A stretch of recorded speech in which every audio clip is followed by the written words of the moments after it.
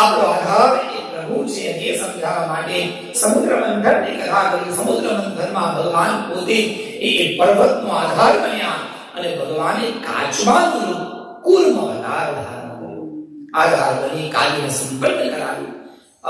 દેવ દાનવોમાં યુદ્ધ થયું.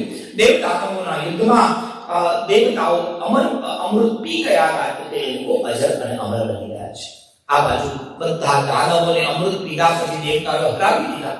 દેવતાઓ હાર્યા, દાનવો બધા જ હાર્યા અને દાનવો હાર્યા એટલે એમના શુક્રાચાર્ય બલિરાજાને સમજાવ્યા કે ગમે તેટલું તમે કરશો પણ દેવતાઓ પાસે સત્કર્મનું ફળ છે. તમે સત્કર્મ કરશો તો તમે પણ દેવતુલ્ય બનશો. એટલે હવે બલિરાજા જોડે 100 મોટા મોટા યજ્ઞ કરાવ્યા. 99 યજ્ઞ પૂરા થયા એટલે ઇન્દ્રને થયું કે ભગવાન આ 100 યજ્ઞ કરશે તો મારું આખું રાજ્ય પદ જતું રહેશે, મારું સ્વર્ગ જતું રહેશે, ત્રિલોકીનો રાજા બલિ બની જશે. ભગવાન ગમે તે બલિના યજ્ઞને અપૂર્ણ, બલિરાજાના યજ્ઞને અપૂર્ણ કરવા માટે ભગવાન એક કશ્યપ મહામુનિના ત્યાં બલિરાજાના યજ્ઞને અપૂર્ણ કરવા માટે ભગવાને એક અવતાર લીધો અને એ અવતારનું નામ છે વામન અવતાર. દિતિ અને અદિતિની વાર્તા. એકના જેટલા પુત્ર બન્યા બધા દૈત્ય બન્યા, એકના જેટલા દીકરા બન્યા બધા દેવતાઓ બન્યા. એમાં જે 12મા નંબરે પુત્રનો જન્મ થયો એ વામન ભગવાન છે. પયોવ્રતના ઉપદેશ દ્વારા પરમાત્માના જન્મની કથા કહી. માએ પયોવ્રત કર્યું અને એ પયોવ્રતના પ્રભાવથી સ્વયં ભગવાન નારાયણ એ બાળક બની એ માતાની કુખે પધાર્યા. 12મા નંબરે પ્રભુ હતા. જન્મતાની સાથે ભગવાનનું કદ બહુ જ નાનું હતું એટલે લોકોએ એમને વામન કીધા. બહુ જ નાના. માયાથી પ્રભુ થોડા મોટા થયા અને વેદાધ્યયન આરંભ કર્યું. યજ્ઞોપવિત સંસ્કાર કરવામાં આવ્યા વામનજીના. અને વામનજીના યજ્ઞોપવિત થયા પછી ભિક્ષા માંગવા માટે મોકલવાની એક રીતિ રિવાજ છે કે જેવી બ્રાહ્મણ બાળકને યજ્ઞોપવિત પહેરાવવામાં આવે એટલે બાળક ભિક્ષા માંગવા માટે જાય અને પછી વામનજી ભિક્ષા માંગવા માટે જાય છે. કથા આપણને ખબર છે. બલિરાજાને બહુ જ મોટું દિવ્ય યજ્ઞ ચાલે છે. આ અંતિમ યજ્ઞ છે. જો આ યજ્ઞ સંભવ થાય, સફળ થાય તો પ્રભુની કૃપાથી એ સ્વર્ગ અને ત્રિલોકીનો માલિક બની જાય. બલિરાજા યજ્ઞ કરે છે. એની પત્ની બાજુમાં હવન આહુતિઓમાં સહાયતા કરે. મોટા મોટા ઋષિઓ વિદ્વાનો અને કેટલા વિદ્વાનો વેદ ભણે છે. શુક્રાચાર્ય યજ્ઞ આચાર્ય બન્યા. યજ્ઞ ચાલતા દૂરથી ટપક ટપક કરતા ટપક ચાલતા એક બ્રાહ્મણ બાળક આવતા. કેવું અદભુત રૂપ વર્ણન કરી ભાગવત. સુંદર ચાકડી પહેરી છે પગમાં, પાદુકા, ગળામાં ખભા પર એક સુંદર જોડી, હાથમાં એક સુંદર છત્ર લીધું છે, એક હાથમાં કમળ કર્યું છે, સુંદર ભગવાને તિલક ધારણ કર્યું છે અને નાનકડા બાળક બ્રહ્મ બાળક કર્યું છે. સુંદર ચહેરો, તેજસ્વી ચહેરો. બલિરાજા આહુતિ આપતા નજર ગઈ દરવાજા ઉપર અને જોયું કે નાનકડો બાળક, બ્રાહ્મણ બાળક, તેજસ્વી બાળક ચાલતો ભિક્ષા માંગવા માટે આવે છે. દરવાજા પાસે આવીને ઉભા રહ્યા વામનજી અને અવાજ કર્યો, ભવતુ ભિક્ષાન્દેહી, ભવતુ ભિક્ષાન્દેહી. ભિક્ષા માંગી એટલે હવે યજ્ઞમાંથી મન જતું રહ્યું. વિચાર કરો, આટલો મોટો રાજા 99 યજ્ઞ કર્યા અને એક બ્રાહ્મણ બાળક ઉપર એમનું ધ્યાન ભંગ થઈ ગયું. પણ ધ્યાન આપજો, ઠાકોરજીની કૃપા થાય તો આપણું મન ક્યાંય લાગે નહીં, ઠાકોરજીમાં જ લાગે એની કૃપા છે. આ બધું ભગવાનની માયા છે. ભગવાનની માયા દ્વારા મન ભગવાનમાં લાગ્યું. મારા ઉભારો યજ્ઞ હમણાં કરાવશો, જરાક ઉભારો, જરાક થોભો. એટલે યજ્ઞ થોભે શું થયું તો એક બ્રાહ્મણ બાળક ભિક્ષા માંગવા આવ્યા છે.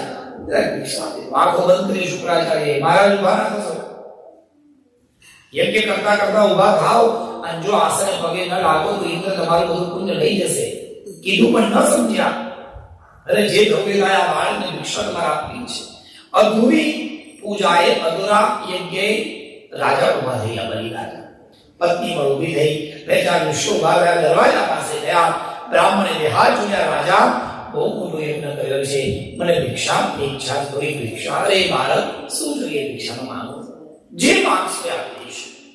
તમને ખબર નથી કોણ છું? ત્રિલોકીનો રાજા બલિ છે. જે માંગશો. આજે આવો આ બધી વાતો ચાલે એટલા વાતો તરત દોડતા દોડતા શુક્રાચાર્ય આયા, મહારાજ ધ્યાન આપજો, કશું માંગવાનો વિચાર કરો એની પહેલા આપવાનું નક્કી કરો એની પહેલા 10 વાર વિચાર કરો. કારણ કે તમે તમારા આંગણે જે માંગવા માટે આવ્યું છે તમે નથી ઓળખતા, પણ હું એને ઓળખું છું. આ કદાચ વિષ્ણુની કોઈ માયા હોઈ શકે, કદાચ આ બ્રાહ્મણ બાળકની આ સ્વયં નારાયણ પણ હોઈ શકે. બલી રાજાએ હસતા હસતા કીધું નારાયણ હોય તો મારા જેવું ભાગ્યશાળી કોણ કે જેના આંગણે ભગવાન ભીખ માંગવા માટે આવે. માંગવું શું જોઈએ છે. બહુ સુંદર ચર્ચા ચાલી, જ્ઞાનની વાતો થઈ. બ્રાહ્મણ તમે કહેતા હો, બ્રાહ્મણ બટુ કે વામનજી જો તમે કહેતા હો તો હું તમને આ ત્રિલોકીના રાજ્યમાંથી 2 લોક તમને આપી દઉં. તમે કહેતા હો તો હજારો કરોડો ગાયો તમને આપી દઉં. તમે કહેતા હો તો કન્યાઓ તમને આપું. અને બ્રાહ્મણ બાળકે કીધું કે મારા ગુરુજીએ કીધું છે કે બહુ માંગવાનું નહીં, એટલું જ માંગવાનું કે જામે કુટુંબ સમાય, मैं भी भूखा ना रहूं और भी भूखा. બ્રાહ્મણને શું કરવાનું? બ્રાહ્મણને બીજું બહુ જોઈએ નહીં. બ્રાહ્મણને ખાવા માટે અન્ન જોઈએ, બીજું શું આપશો બ્રાહ્મણ? 3 ડગલા પૃથ્વી આપો જેની પર બેસી હું સંધ્યા વંદન કરીશ. અરે મહારાજ ન માંગવાય આટલી બધી પૃથ્વીમાં. મનમાં વામનજી કહેલા તો એકવાર આપતો ખરો, પછી ખબર પડે માંગતા આવડે છે કે આપતા આવડે છે.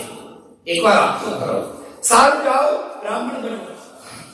તમારે આખી પૃથ્વીમાં જ્યાં જોતી હોય ત્યાં 3 ડગલા પૃથ્વી લઈ લો.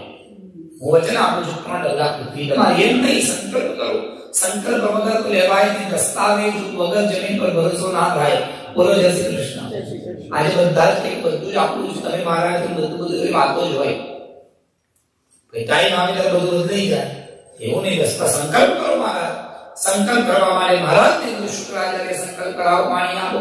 શુક્રાચાર્યને ખબર પડી કે આ મારી વાત નહીં માને એટલે કમંડલની ટોટીમાં એ માખી બની બેસી ગયા, ભમરો બની બેસી ગયા. પાણી મારો જ ના આવે. તમારે ના કરાવો તો હું જાતે સંકલ્પ કરું. પાણી કાઢવા જાય ટોટીમાંથી, કમંડલમાંથી પાણી ના આવે.